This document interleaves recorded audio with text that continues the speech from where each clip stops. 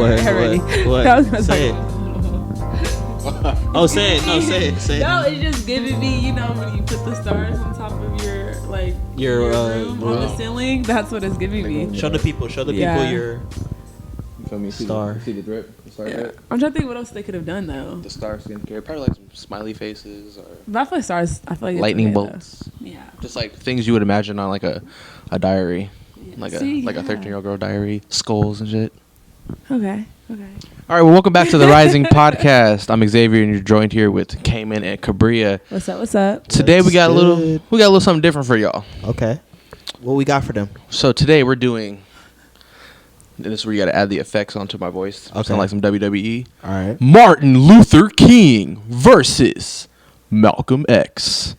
And repping for Martin today, we got Kabria, the one and only. Hello. And repping for Mr. Malcolm X, we got. Peep the glasses. You already know. You see, I had to wear the glasses for this episode, bro. Like this is Malcolm right here. I gotta, do this right. Put the glasses on. And repping RZA and the Wu-Tang Clan, we got myself. Yes, sir. Wu-Tang. All right, so before we get too deep into it, just a little public service announcement. Yeah, that's how you say it. We are not in any way pitting Malcolm X and Martin Luther King against each other. We both fully recognize and respect everything they have done to push the black community to where it is now. This is just niggas simply shooting the shit. Exactly. So get off.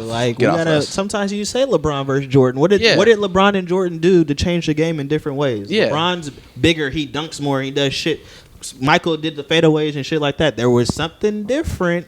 But they both pushed the game forward. Exactly. Right. And the conversation of who's better, LeBron, Kobe, and MJ, doesn't negate their status and what they did in the league. It's just for simply having a conversation. Mm-hmm. So don't be in the comments on that bull. Oh. I will respond. All right, so who wants to go first? We got any volunteers? If you don't raise your hand, the teacher will pick you. Oh, okay. You staring at me. I'll go first. Well, the teacher's already looking at you. That one class, nobody want to fucking volunteer. Exactly. That shit used to be hella Spanish. awkward. It just used to be silent in there. Like, yeah, we be in Spanish, and Miss Baldini be like, Ramon. I'd be like, I didn't raise my hand for a reason. I do not know. I don't know. I don't know. Oh, they made y'all pick Spanish names? Yeah, I was Ramon. Oh, wow. What was your name? I have no idea. I didn't pay attention. That's hella interesting. I didn't have to do that with French. That man for sure did pay attention in that class. We'd be in the theater room at lunch because we had Spanish 6th period. He'd be like, let me see your workbook, bro. Let me see your workbook. I'm like, I was struggling on Google Translate last night with this assignment. You can't even use Google Translate because that should be inaccurate. Well, yeah, that's the thing. You got to know a little bit. Yeah. To understand when you gotta like switch some shit around, yeah. Or be like, we ain't never used this word in class, so I know this ain't the right word. I feel you. All right, so Kabria, start us off. Let me hear a little something about Mr. Martin Luther, Mr. Milk. Ooh, yeah, milk. Mr. Chocolate Milk. Yeah, he was all about desegregation, so I guess that was a good as intro. So we all know Martin Luther King Jr., who he was, what he did. I would say he's one of the most well-known Black activists. Black History Month, comes up. Everyone can name him. We have a holiday, his birthday, which just speaks to just what he brought to America, the changes and the impact. However, a little bit background on him. He was super educated, and I thought that was really interesting when I was doing my research. He got his bachelor's of sociology from Morehouse. I'm a social major, so obviously I have to state that fact. He went on to get his PhD in theology from Boston University, and then that's really when he started to do his activist work. But he really got I would say, like, Martin Luther King kind of just speaks to not only the Black struggle, but like the Black struggle along with the importance of our religion, like Christianity. I feel like he was a leader who just embodied kind of like what it means to be Black in America, which unfortunately is aligned with religion a lot of times. And I feel like he was just one of those speakers who came from almost every other Black kid's life, going to church. He's a pastor, oral traditions, or oral, is that the right term of it? Like oral speech is really big in like certain communities. And I feel as if he used his platform in a way that I would say was impactful in the sense that he was very non-threatening. And I would say a lot of his actions and what he did with the civil rights movement spoke to a bigger message that they didn't want to get out. But with that being said, he was a cool, Martin Luther King he was a cool leader, honestly. And plus, being hated before he died, that also speaks to just the work that he truly wanted to do, but not a lot of people know. Exactly. Let's keep that right there. Being hated before he dies. Everybody thinks the perception is, when the CIA tweets out on his birthday, happy birthday, Martin Luther King. Why is the CIA tweeting that? Right. Why are these white publications? That's like when your ops get a chain with your face on it. They just shoot. They just yeah. Like you ain't about to do nothing. I'm wearing you on my neck. Like these white publications that hated King at that time. Yeah. All of a sudden, it's happy birthday, Martin Luther King. White people that hated Martin Luther King back in the day. AKA some of y'all grandparents and. Great grandparents, because it wasn't that long ago, bruh. Exactly. It really was not. Like he was born 1929. Yeah, ask your grandparents, what was you doing? Where was you at? Because it's funny. I see the textbook picture of black people during the sit-ins and the crowd of white people surrounding them. Mm-hmm. Literally, a lot of those niggas are still alive. Oh, yeah. I saw a video on TikTok. They were finding out where they are now. Mm-hmm. One of them is the son of a politician, a well-known politician. Okay. And all the others just do little jobs that are still alive, but that just shows you how in our lifetime they went from heckling at black people in a sit-in versus we're now more incorporated into society, but it still wasn't that far removed. Exactly. Wow. So don't just act like it's some old shit. Yeah, exactly. True. All right. Did I gotta touch on a lot, or is that cool? No, that's great. Okay, that's cool. That's great. All right, throw it over. Pass the mic. Had to get a little sip in. All right. Sippy sip. Don't worry about what's in my cup. Yeah, don't worry about it. That little way. But anyway. Don't even worry about it, sweetheart. Don't even worry. That's what. All right, Cayman, tell me a little something about Malcolm. Ooh. All right, Malcolm X. Denzel Washington. Not Jamie Foxx. Not Jamie Foxx. Malcolm X, born Malcolm Little. A little bit about his parents. His father actually was a preacher who believed in the messaging of Marcus Garvey. So, niggas, there ain't shit for us over here. It's time for us to go back to Africa. So there was a lot of people after Malcolm's dad when he was young. The Klansmen ended up, after bombing their house and doing all types of shit to him, end up killing his father. Right. His mother had to go into a medical center. She fucking lost her mind, because who wouldn't lose their mind at that time? She has to deal with kids by herself. Y'all just killed my man. That shit was heavy for her. So Malcolm went to many different foster cares. Grew up even with some white people. And this is where I think Malcolm X's story to me is a redemption story of all time, because you can look in Malcolm's life and look at before he went to jail and look at the shit he was doing and look at him with the white women.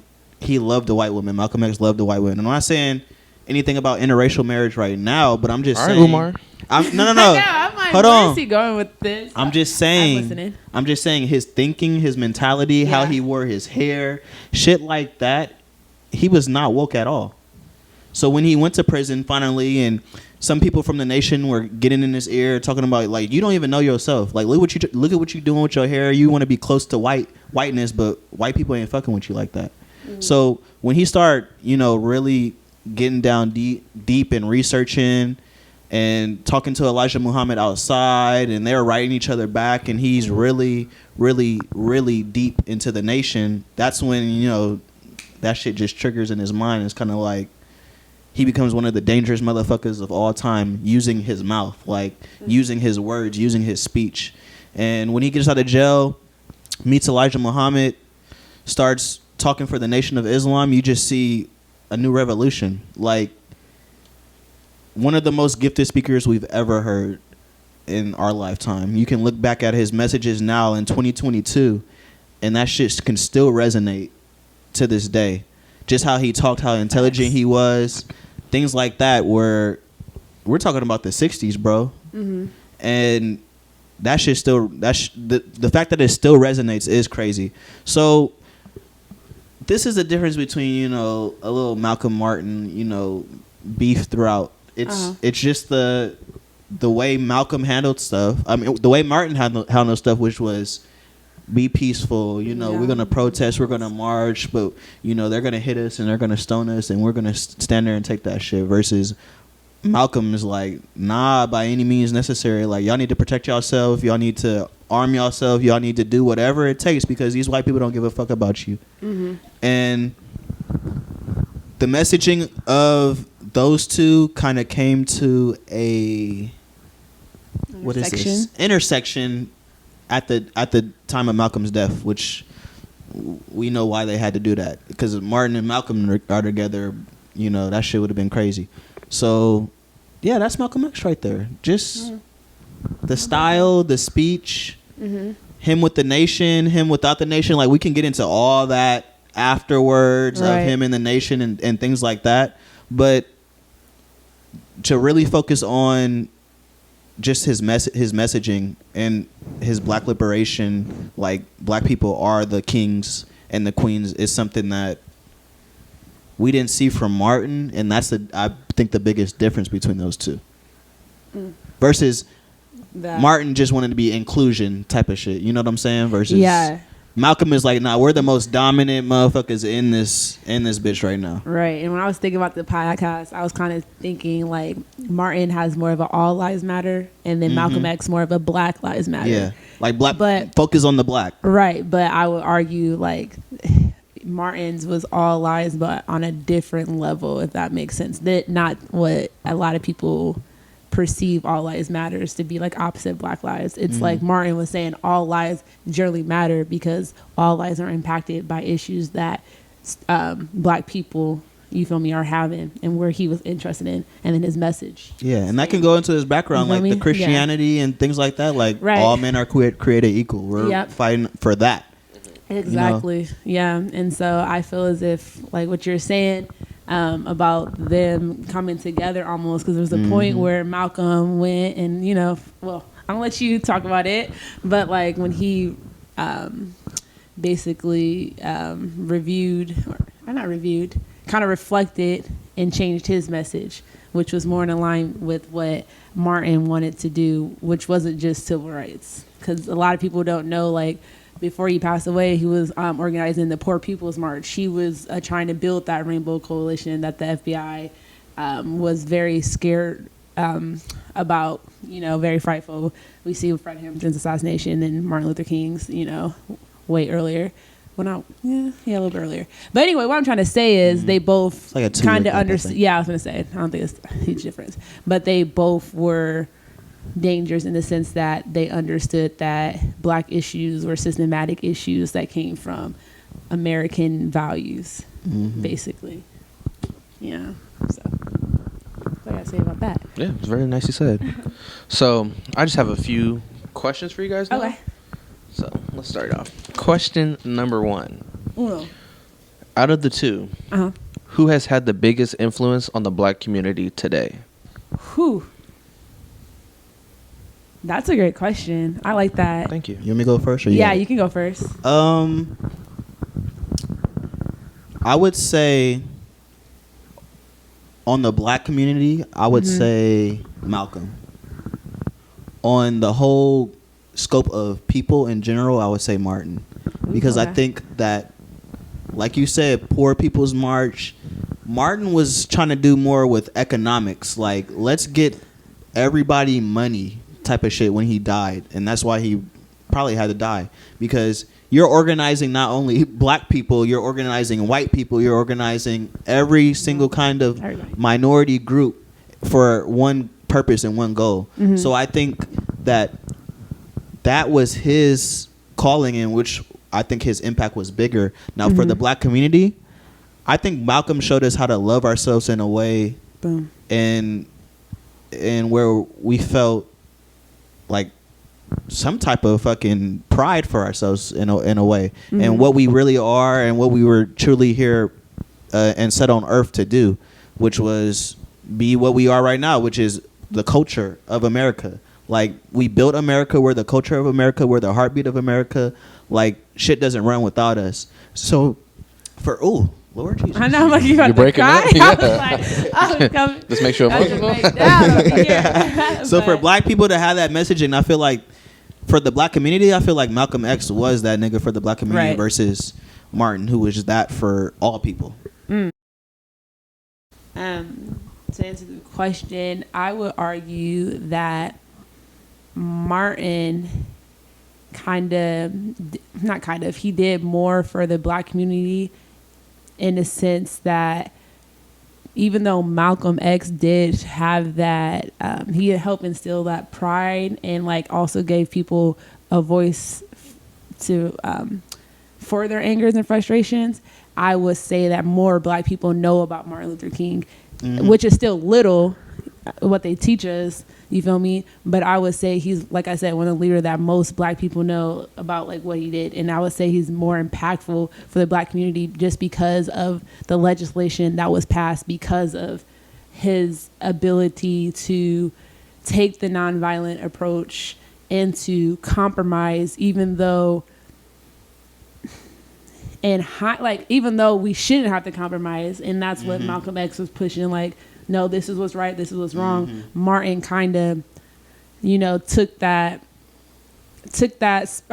his opportunity to try to influence change in ways that Malcolm was not willing to do. He was playing chess with the white people. He was playing chess and like pushing the helping pass the Civil Rights Act, the Voting Rights Act. Exactly. Like, he made moves where he was kind of in cahoots with the system. And even though the system doesn't obviously benefit black people, he probably thought he can work within that system, basically. And so I feel like he had more of an impact on the black community. Like, they know who he is, they see what he's done. But when it comes to like black ideology and like you said, Blackness, perception of self, I would say Malcolm for sure, because that image is just what, you feel me, resonates more. Like, and plus he had a strong ass image, like the Nation of Islam, that shit was clean. But yeah, I would say Martin ultimately had like the biggest impact. Yeah, that imagery of how the nation just stood there and shit like that, like, nigga, I have goons behind me type of shit, like black people coming in armies and shit like that. Right. That kind of, I feel like I didn't truly understand my blackness until I got into like the Malcolm X side, because what they do to us in school when they talk about when they talk about Martin, right, and they only talk about the surface level shit of Martin, you really can't get into it. But when you start researching Malcolm, there's a reason why they don't want us to research Malcolm. Exactly, because it's going to show us a whole bunch of self-worth that we've never even felt before. Like, exactly. Some people say it, and I think we've said it before, like, we really didn't start getting into like real black shit into like college when we got the research and shit like that. Like, that's when you start researching some of these people. Like, of course we knew Malcolm before that, but you start researching some of these people in a different type of level, and you're like, they were preaching something about blackness that gives me a self-esteem that I can do anything in this motherfucking world, even with the odds stacked against me by this society. Exactly. Yeah. Exactly. All right, so if Martin and Malcolm were in their prime today, who do you think the majority of people would align with more? Majority of people in America or majority of black people? Black people. Okay, just wanted to clarify. I would say for sure Malcolm. I want you to talk about America though. I want you to talk about America though too, because how are the white Americans gonna accept Malcolm in 2022? I believe they would accept Malcolm if he was able to, like I said, develop his philosophy further, in which he was doing it. Because at the end of the day, before he was assassinated, Malcolm was looking to take the black issues globally. He was trying to look at how black people, brown people are treated in every country, and bringing it together to fight that inequality, racial inequality. And I feel as if more people would align with what he's saying, what he was preaching and saying now, once they understood that he realized that the illness, or not illness, like racism in America towards whites, which he called them white devils, came from American history. Like when he went and did his pilgrimage, excuse me, to Mecca, that's when it really opened his... Yeah, he took that trip it opened his eyes. And so that's when he came back and realized, oh shoot, like this is an American issue, but other people are having, like, other countries are having issues with black people, but mainly it's like a more national issue is basically what I'm trying to say. And so I would say more people would fuck with, majority of black people and people of color would be more in line with Malcolm X, because he still had, like you said, like, by any means necessary. Like, we're not going to bow down and compromise on things that are not, like, should never even be a compromise type of thing. Like, this is what's true. This is the how we should fix it, and let's go on. Like, he was really, like you said, like a good speaker, calling stuff out. And I could just only imagine how far his message would travel once people realized he did not hate all white people. He did not think white people were like devils anymore, if that makes sense. Do you think that's the perception of him after his death still? That he just hated white people? And I don't think they give him as much credit for the change and for the him evolving as a man, him after the nation and stuff like that. His messaging was very different than it was 2 years, 3 years, 4 years before that. I don't think...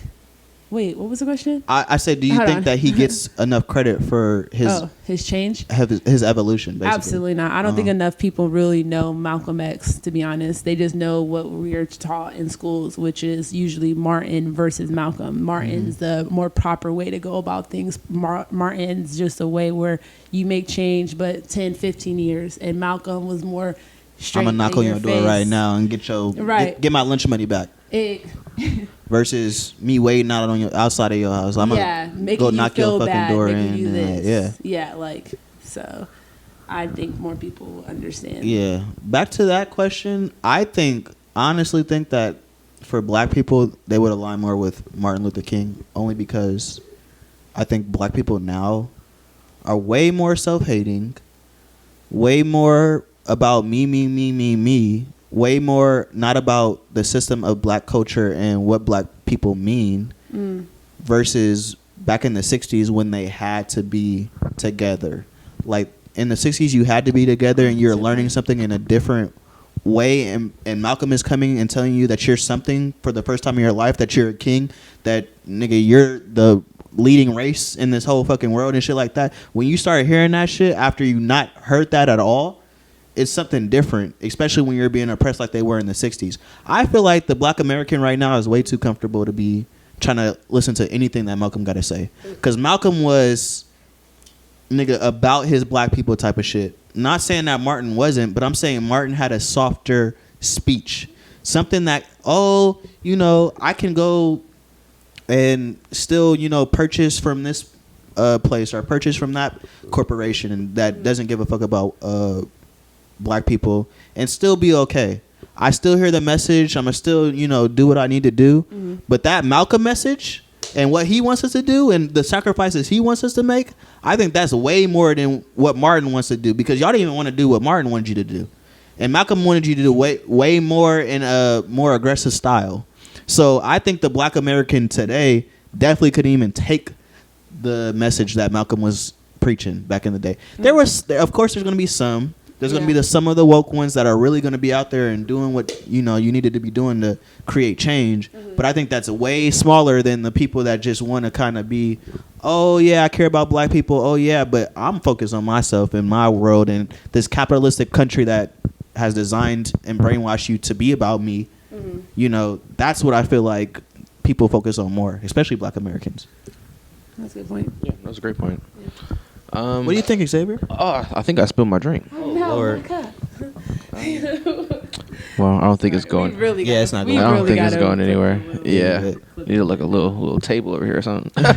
Oh yeah, you gotta add a clip, Cayman. You'll see this right there. Yeah, the little wing. Put it right under my finger. Who had the most fire quotes? Shit, I feel like Martin has the most his most known speeches, so they're more quotable. But I would argue that Malcolm, I don't have any speeches in front of me right now, and I can't just do it off the top of my dome. Some of the shit Malcolm was saying to me was more impactful than Martin. Yeah, I definitely feel like Malcolm's stuff just hits you differently. Yeah, per se. And it just hits you differently. Like, right. I think he had better like one-liners and stuff like that. Mm-hmm. But when you hear King, probably like a couple years before he died, and when he was getting like more of like going towards Malcolm X's side, his shit was good too. But Malcolm X and just one-liners, Malcolm X could just grab your attention. Like, facts. I think he's a better speaker than Dr. King, and Dr. King was a great speaker too. But I think Malcolm X probably was the greatest speaker, damn near of all time.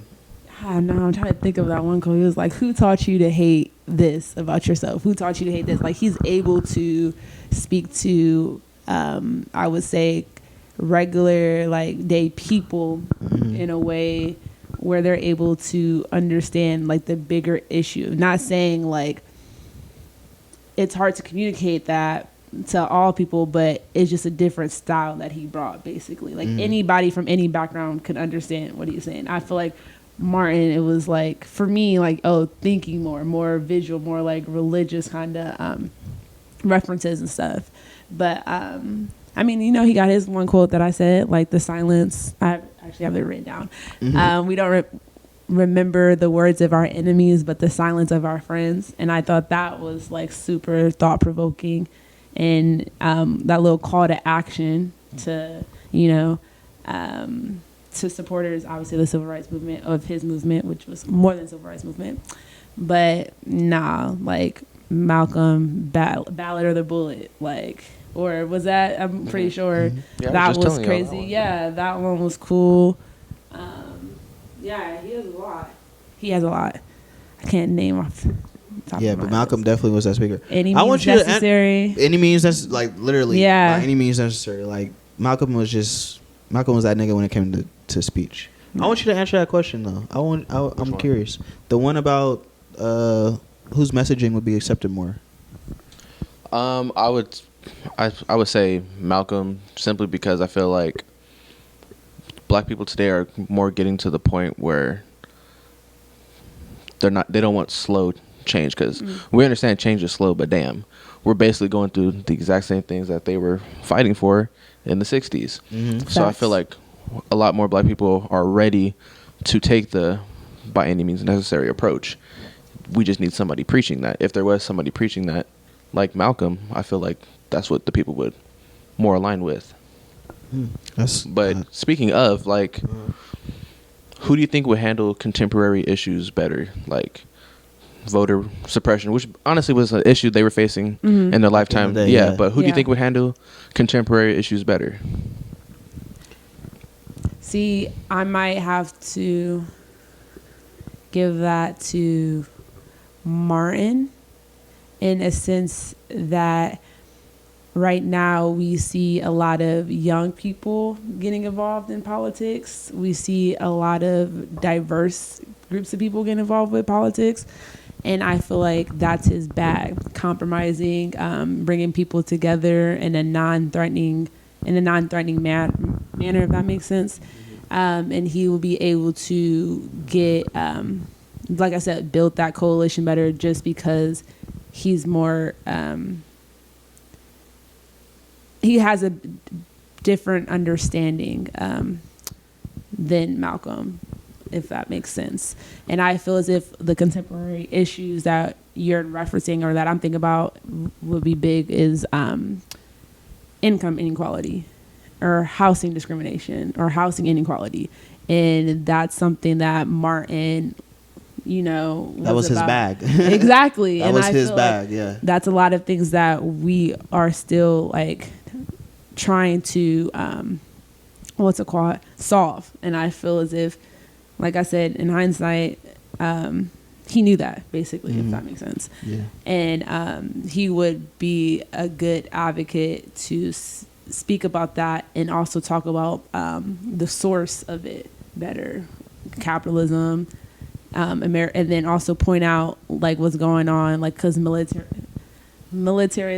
is that the correct term? Like he talked about that too with the American government, and he could be able to point out like all this money spent on wars, like what's going on with these other issues, like, you feel me? And I just think on the policy and actually in making change, he would just be more effective. Yeah, I'll break it down like this. There's certain people that you call for certain reasons, you know what I'm saying? And Martin and Malcolm were so important because I needed to call one for a reason and I needed to call one for another reason. And that's what I feel like we don't have so much today. And that's what they didn't really have or didn't get the opportunity to have back then, is you take this issue, you take this issue, and you take this issue, and I'll take these issues over here. And we're going to come back when we get a solution to that issue that I feel like that you have a better opportunity and better education on handling that, and I have a better opportunity and education on handling this. So I feel like in that time, Malcolm and Martin were about to come together, and it was about to be like, nigga, you handle this issue, I handle that issue type of shit. And, you know, the FBI didn't want that to happen, so, you know, they had to do what they had to do. But, yeah, this is what the whole Black liberation movement is about, I feel like. You have to infiltrate the system in so many different ways. So while Malcolm is knocking on the front door, I feel like Martin was sneaking, you know, behind and going in there and infiltrating like that. Yeah. So you need the distraction for a nigga banging on you and say, no, we not taking this shit, so the other nigga can sneak in and do what he needs to do. And that's what I feel like Martin, that's why Martin would be better for those certain issues. Like the economic issues that he was trying to push was going to not only help Black people economically, but it's going to help all people economically, because he's looking at the system and how it works. And the true system and how America works, it's all about the money. Cha-ching. For sure. So, you know, like you said, he can break those numbers down. He can tell you how much you're spending on this war. He can tell you this and that. Like, that is the stuff that was in Martin's bag. So he would definitely be better suited for those situations. But there is shit I'm going to call Malcolm for. For sure. Some shit you're going to call Malcolm for. Exactly. Like when the Black Lives Matter movement, Malcolm X would have definitely been in there. A cop shoots a kid. I want Malcolm over there talking for black people. You know what I'm saying? Martin could be working with pushing the legislation. So I get it. And I think that was a good point that you got brought up when you talked about just the role that they played and just the difference and approaches and how that benefited one another, because Martin was able to get people behind him just because other people were scared about Malcolm and how he approached things, you know? And so it was easier to rally with Martin than it was Malcolm. And I think Malcolm even noticed that and wrote about it, like, oh, I'm playing my role, so then white people or people in power can see just the lengths Black people would go. Yeah, and it allowed this more, not watered down version, but this more socially acceptable version, which was Martin, to be accepted by many. But I mean, they still hated him. A lot of Black people didn't support Martin when he was, you know, before he was assassinated. So not whatever, it's fucked up. But like, with that being said, it's like, yeah, they played a role. It was like fire, water type of thing. Exactly.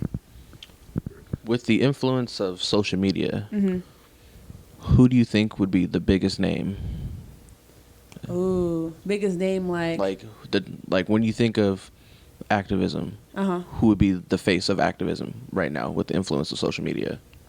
Wow. Well, the face, if you look back in when he was alive, Martin was everywhere with the boycotts, with the speeches he was giving, the marches. So I feel as if he would have had a more social media following, in a sense that's more what he based his movement on, was getting media attention. So he would have, you know, used the platform as necessary. Okay. Yeah, I think it would definitely been Martin, just based on, like you were saying before, white people being more accepting of his messaging versus Malcolm's messaging. So when you're looking for those other groups that, you know, are down to ride and down to help, of course they're gonna look at Martin's messaging way different than they are of Malcolm's. Some people are turned off just by us having like saying Black Power and shit like that. Other minority groups are turned off by that for some reason, just for us to say that we, have power within ourselves and stuff like that. So, with that being said, it's definitely going to be Martin who has the higher following versus Malcolm who has the better messaging for Black people, and that's something important for Black people. We need some of those people that are just talking to us, honestly, talking to us for us, talking to us. I need to hear that. I need to hear that shit all the time. So you think Martin would have more Instagram followers? 110%. Okay. It's not like but I think Malcolm selfies. is more out there. Like he'll have shock value, but I feel like Martin will use it in an appropriate way with actually influencing and making change. I feel like he would post a lot of pictures of like, check out my fit check out my suit and my slacks for the march. Yeah, that shit just sad though, because they would have been alive today.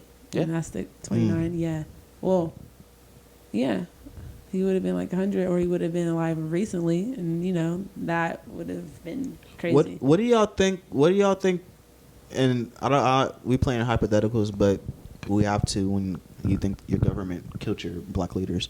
What do y'all think? Why do you keep saying think when we all know? I mean, it's like a known fact that they orchestrated the killing of Fred definitely. Hampton. Oh, 100. Like we know for sure that happened. We know for sure. I'm pretty sure. What do y'all think the world would look like if we were able to keep our Black leaders? Like y'all killed Malcolm, then y'all killed Martin, y'all killed Fred Hampton, who was 21 when he was leading the fucking Black Panthers. Like, what do y'all think the world would have looked like if we just had our leaders, especially for them to start coming together? Like 9 days after Martin and Malcolm met for the first time, Malcolm was dead. Coincidence? I don't think so. What do y'all think? How would America look right now if we kept our Black leaders? Sheesh. That's crazy to think about. I don't even think it would be the same America we're looking at. Yeah. Like, period. It's like you can't even think. Can't even imagine. It would look. Yeah. But I would argue that their impact has been felt, and we can see it in different areas. When it comes to, like, I guess you could say, like, forming of like Black like cities that are doing well, I guess. Damn, that's crazy to think. And I'm thinking like Atlanta. I mean, I think Martin was born in there or went to school out there, so it's like we see how well that's doing, but like I don't know, like that's a lot because we have different factors now, and people, like you said, like idea of what it means to be Black is so confusing for so many people because there's so many distractions out there. So it's like it's easy to get distracted by money and this and that. So I don't know if, like, even if we had the Black leaders, if they were going to be able to carry the message with the increase in technology, But that is true, because it's kind of like, oh, y'all old, how some younger people are when it comes to older people and older messaging. Oh, y'all older niggas, y'all think this, y'all think that. So I just wonder, like, I feel like there's a lot of shit that wouldn't happen, though. Like the 80s and the crack and all that shit. I feel like it just wouldn't be as bad if we had the leaders. But that's the reason they took the leaders out. Yeah. True. And then destroyed our communities. And then took the dads out the communities and did shit like that. Like, y'all can't do that if we had those people there to be like... But exactly. Just for knowing the reason why they were killed, I feel like if they were still alive, Atlanta would either look like Wakanda or it would just be a constant battle because the white people refused to give us what is rightfully ours, what we deserve, and then we had to end up taking that all or nothing kind of approach. So it could end up looking really good or really bad. It kind of all depends on the people at the top. It's like it's their choice of how they want it to go. Right. We're kind of just trying to do the best we can with what we got. I mean, yeah, but now as we answered the question, it made me think of Angela Davis and how she's still alive and how she's still trying to lead, and how, like you said, people who don't know their history, who are unaware of it, which doesn't just fall on the leaders, that falls on other Black members of the community, teaching one own to, what is it called? Teach one. Reach one, teach one. Yeah, reach one, teach one. That also played a big part because we have leaders alive and people don't know their message. You know? That's true. And it's like, there's a lot of people out there in the front lines that people don't know the messaging, and they're out there really doing the work. Yeah, because I forgot Angela Day was hella big to me, and the impact she obviously brought to the civil rights movement and continues to bring to various things, race and women's issues, racial issues and women's issues. So I feel like America would look different, but that would be dependent on the steps that other Black people take to ensure that the generation after them knows about their Black leaders. Mm-hmm. Yeah, and that's how I would answer that. So we can end it off like this: Martin Luther King, Malcolm X. Mm-hmm. Who's hopping on the live with Dr. Umar first? Malcolm X is 110% Malcolm. That would be a historic live right there. I'm trying to see that. Historic, but Dr. Umar hit him with but you were with the white woman.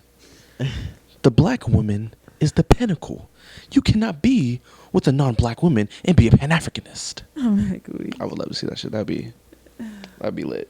Quick, did y'all see this? Y'all saw the Super Bowl halftime show? Oh yeah, how do we not touch on that? Yeah. Oh my. How'd y'all like it? Xavier, go first. The halftime show in itself was historic. The first time hip hop has blessed the stage of the Super Bowl, and not only was it just hip hop, it was the biggest names in hip hop. We got Dr. Dre, right, Snoop Dogg, fucking Kendrick Lamar.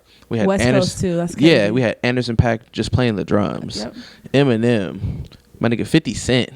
Mary J. Blige fell on the floor. Like it was crazy. It really was her falling on the floor. I'm glad that everyone noticed that. I was like, ooh. She's doing too much. I was like, ooh, okay. Yeah. And like, I watched the whole Super Bowl and the halftime show on TikTok because I was at work, but I was not missing that halftime show. That shit was amazing. What did you think? I ain't gonna hold it. Threw me off for a second, and the reason it threw me off because I forgot, because I was like, when did Black people start fucking with the Super Bowl again?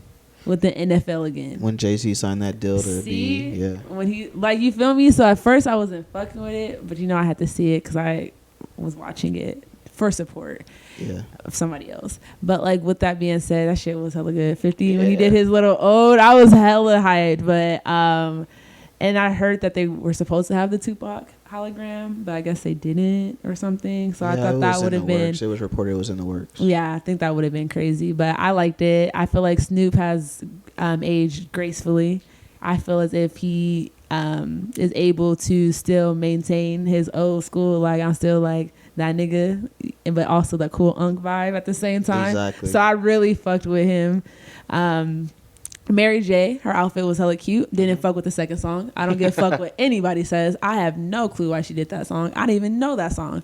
Did y'all know that song? I knew that song, but she should not have did that song. Yeah, I was so confused. I was like, what? Like, she has way more. I don't remember. She has so many. What was the second hits. song? I don't even it's some song from Honey, I heard. But I think it was because J-Lo has that movie coming out, and so they did that. I don't know why.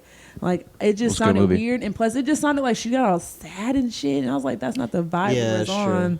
I was like, maybe she was going to do it, and she requested that song. I don't know. Yeah, I don't know. She was so sad she fell on the floor. She just fell out. The song took her out. Yeah. But I was who do you think had the best performance of the night? Oh. Damn. Well, I didn't even say how I liked it. It was lit. I just loved it. I had chills after. Like, oh yeah, I had chills. It was like, damn, Black people, West Coast, like, we're all, well, me and Xavier are from the West Coast, but you've lived on the West Coast for a long time, so nigga, that's hip hop history. For us. Yeah. It's just, oh yeah. But I was lit, especially when my man the GOAT came on. But that's who I thought had the best performance too. Like, who? Kendrick? Oh yeah, Kendrick. I was like, who's the GOAT? I was sitting here, I'm like, who is this nigga? You gotta think all the rest. Two-step was nice. All the rest of them are old niggas though. You gotta think he's the only one that's like young still, even though he's retired. Like, where's my album? 50 Cent was hanging upside down. Right. And like, did you hella buff? Like, he was looking big. Like, if you actually look at him, like, getting set up, it's not like he was on like a strapped in or anything. He did a full pull up and pulled himself upside down. Like, y'all that nigga's didn't buff. See his, like, no one understood. All I saw, as soon as I saw it, I'm like 50. All I saw was his neck going like when he was hanging upside down. It looked like he was choking himself out. Nigga dig it. But you see them arms, that man is still big.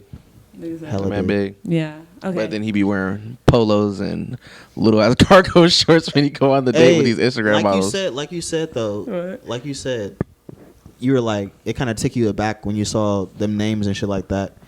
After I saw that lit ass fucking performance, I was kind of like, is the NFL trying to distract us? Because there's like so much stuff, so much other stuff to me going on with the NFL, and I appreciate this moment, like for black people and everything like that. But at the same time, the NFL is 70% black. There's only one coach that's African American in the whole National Football League. There's no GMs, no owners that are black. So while we're having this lit ass halftime performance, there's niggas crip walking on the fucking Snoop Dogg is crip walking, which he's an icon. Everything you said was true about that. Like Snoop Dogg is just aging gracefully and still being Snoop Dogg at the same time. So it was a big message. Sure. It was a big message, but at the same time, it was like, I hope this is not all the NFL is going to do for us. Is just let our niggas perform. Right, because people that's going to generate you money, unless bro. I'm tripping. That's going to generate you money. At the end of the day, everything that happened with the Super Bowl and people rapping and doing all that, they're getting money for that. So it's kind of like, oh, you're saying you appreciate black people and black expression and like that. Bro, you're getting money for that. We show up for our people. Look at how much them fucking tickets were. You know how much, like, nigga, it's Dr. Dre and all them. It's Dr. Dre and the homies. Like, y'all are getting money. Saw that shit. If them tickets weren't over $1,000, I would have been there. Like, y'all are getting money at the end of the day. Y'all are still fucking monetizing off of black people at the end of the day. See, that was a good way to put it, because that's exactly what I think was going on. Like, damn, we stand nigga, way to damper it up. We only stand with black people when y'all are performing for us. We don't stand with give us ownership. Rights give us because I don't know what's going on, but I'm pretty sure Kaepernick. What's going on with him? I mean, he ain't ever getting back in the league. He got a Netflix show. He fine. He has a Netflix show, but I'm just saying that's what I'm saying. Like, he's doing a lot more for the people. Are we gonna let people get away with shit and be like, okay, now we're cool with y'all because you let Dre perform when it's like the original? Nigga. I know, damn. The original problem that black people had with the NFL was the fact that they were trying to not allow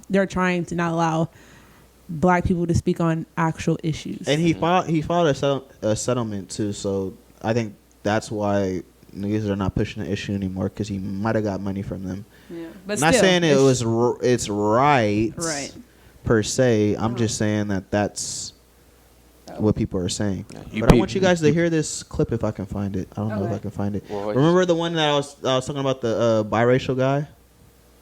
He was like, I'm not black. I'm not, but my dad identifies as black. It was an NFL coach. The new NFL coach. Shit, I ain't gonna hold. Being black is hella lit. I would not want to not be black. Yeah, like, you feel me? This idea of identifying as I something. saw that shit. I think people identify me as something, but I identify as a human being.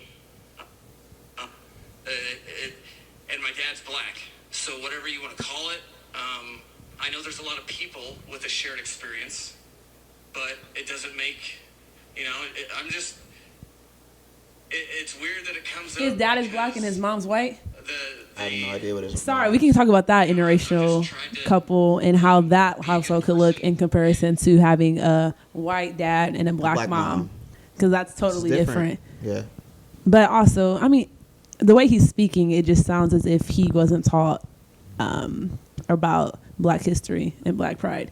Because no way would you go on there as half black, this and that, and not speak in a way where you're representing yourself and your people. Yeah, I identify as a human being. Like, no, he said, I identify as a human being and my dad's black. So however you want to. Right. And that's also the problem, because he could have said, oh, and my mom's white. Like, why is there such an emphasis that your dad's black? Like, you're trying to kind of distance yourself from blackness. Yeah, it's like he's putting it out there. Yeah. But also saying, I'm just going to let you know I am black, but I'm not that kind of black. I'm not that type of black. Exactly. And I'm not going to identify with. Yeah, that's the shit that got me. I didn't watch the halftime show. I was like, he said, bruh, any type of blackness you got in you, I bet that's going to. Yeah, like, I know it's still free Britney and all that. Her daddy ain't shit. But I saw a lot of posts angry about the halftime show talking about Britney Spears, but it is so much better, this and that. Didn't she already do it?